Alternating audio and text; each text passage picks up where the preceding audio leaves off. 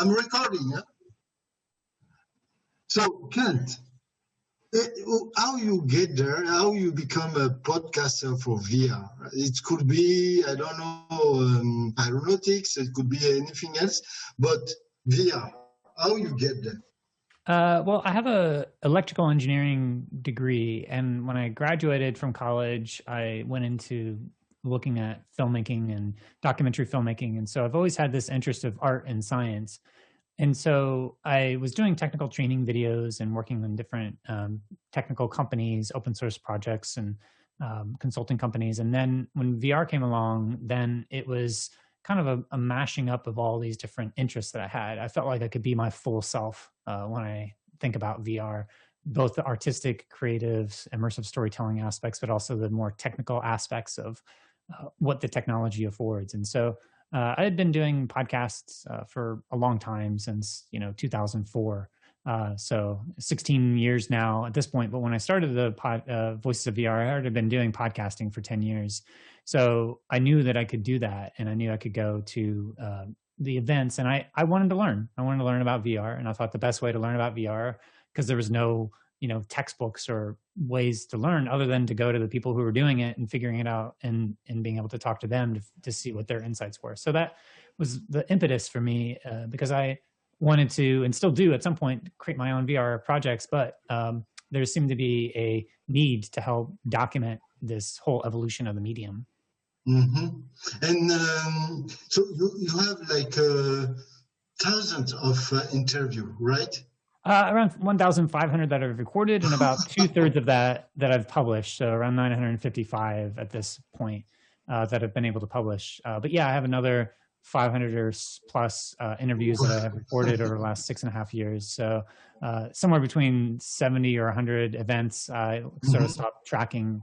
But yeah, just trying to attend these events and see who I meet and do these different interviews, and to help just see how diverse the whole VR industry is, but also this interdisciplinary collaboration that's happening between being able to take insights from medical XR and apply it to consciousness hacking or immersive storytelling, or architecture as applied to, your, different visualizations of complexity theory, stuff like that. So there's a lot of really exciting things that are happening in VR, and just a lot of potentials. And so for me, it's just exciting to be in an industry where it's so new and people are kind of figuring it out. I mean, there's people like Tom who's been literally doing it for, over 50 years now. So to see the pioneers that have been having this vision for a long time, and then all the decades of research that have happened, and then to kind of, in some sense, form a bridge between a lot of that academic research and the industry. Those can be completely different, separate cultures that don't really talk to each other much. And so I wanted to really try to make some bridges between those two communities in a way that they weren't necessarily kind of in their own bubbles, in their own worlds, doing their own thing. And it worked. I mean, this willing of creating the bridge between academics and industrial, it works, and because they talk each together, or what's how how you're doing to create this bridge? Just by talking, or by pushing them to do things together? Well, anytime you get into any industry, there's always going to be a history that you're not fully ramped up on. I mean, if you just try to get fully ramped up on the history, you would spend all your time searching the history and not making anything. And so most people who are makers dive into something without a lot of context as to whatever the historical, deeper context is. And so, just by featuring them on episodes of the podcast and then referencing them in conversations and talking about the work of Mel Slater and virtual body ownership and his work in presence, or the work that the medical XR field, or the educators in XR, the research they've done, there's a lot of trying to figure out, there's 4 pillars I see. There's the technology and what the technology affords, the creators and what the creators are able to do with the extent of that technology within the context that they're in. And then there's the distribution platforms that get the technology out there. And then there's the audience that is able to experience that. And you create this feedback loop cycle that actually helps to cultivate the development of a medium. Well, as we have many different contexts and many different applications and learnings about the affordances of XR, then stuff that people in medical XR are doing and learning about the nature of perception is totally applicable to every other domain. It's almost as if like true. VR is this lingua franca that becomes the human experience that is a baseline that allows people to take insights from other disciplines and apply it to their own. How you see this kind of fighting between the VR guys and the AR guys? It's still kind of, it's amazing. You laugh or you are tired of that now? I think, well, there's a lot of people who are like, AR is going to definitely be way bigger. And I'm extremely skeptical about that, especially in the middle of a pandemic that has no end in sight, where we can't really be out in the wide world as often as we could in the past. And so first, I think there's that, but there's also VR has the potential to have even more depth of what you can do with it. But I think it's some sense silly to say one's going to be winner over the other, because I think there's sister technologies. First of all, VR is coming first because the technology is ready.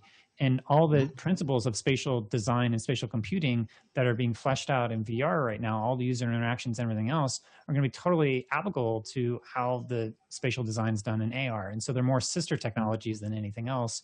And to sort of like cast them as this, polar dialectic is, I think, not helpful as much to see that they really depend on each other. Yeah, because the last time I was talking with Dr. Rosenberg, and you know him, and he come to a kind of quote saying that AR, which he was one of the creator, was kind of sister of virtual reality. When he was doing his PhD and things, come from the VR and invented this thing. So I think they are the same. It's kind of switch going to from one world to another world. The same thing, and maybe we'll all jump into the mixed reality, and the debate will be close. And you think about writing a book? Just a question. Maybe you already did it. I didn't find. So I started to write a book, and then the challenging thing was to really come up with a deeper philosophical frame to be able to understand everything that was happening. I feel like I've developed that frame now, but I'm kind of in the process of doing talks and interviews and like the raw source material of the conversations that is enough to kind of keep me busy. But a lot of that comes out in my talks that I give. I sort of take this step back and try to draw out these deeper patterns. But just to go back just briefly about the AR versus VR, because I think this is, for me at least, an important point where, number one, I see that AR is going to be more of a public context. So when you're out in the wide world, and VR is going to be much more private. So I expect people to be doing VR in the privacy of their own home. And I think if you look at successful immersive mediums like watching a movie or playing a video game, there is a sort of like you're blocking out the outside world to a certain extent, where you may be interfacing with people through the context of that immersive world and say a game. But if you're watching a movie, you want to be just totally immersed in that movie. And I think that VR is going to allow that deep level of immersion, and that AR is, much more for in these public contexts. Okay, I think you have your client online.